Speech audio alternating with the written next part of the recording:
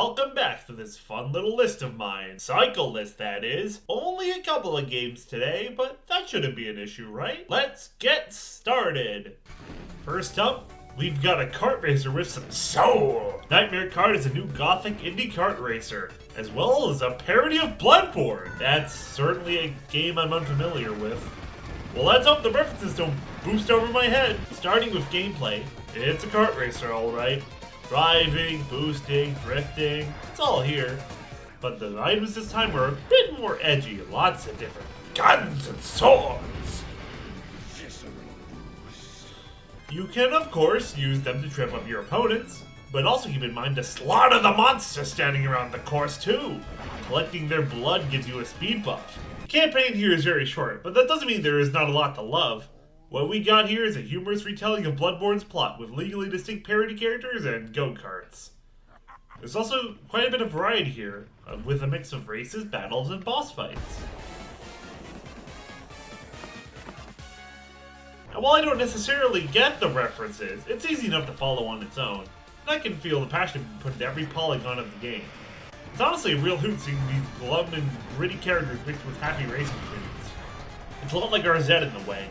Even if you're not in on the joke, you still have an amazing kart racer here. The low poly graphics are charming, the gameplay is fun, and the music's a bop. And there's truly a lot to love here. Best of all, it's completely free! Which is why it's going right here! If you love kart racers, you owe it to yourself to try this one. What have you got to lose? More and more game to cover, so let's check it out. Super Monkey Ball is finally back with an all-new Switch exclusive. Will Banana Rumble roll a perfect strike, or will it strike out? All his usual buddies, and newcomer Palette are searching for the op arts. Selecting all of them will lead the way to an ancient artifact, all the bananas they can eat, and maybe even Palette's long-lost father. The story may be basic, but it's full of charm. But enough about all that plot malarkey. Gameplay's the king of this jungle. In this game, you gotta tilt the stage to roll your monkey through over 100 courses. There's a lot of variety here, from speedy gauntlets to more puzzling mazes. Momentum and physics are the name of the game here. Make sure you don't fall off. There's also the spin dash, which rockets you forward with a burst of speed. Dash on the right terrain and you'll blast right through entire levels. This game's a speedrunner's dream! If only I was a bit better at it.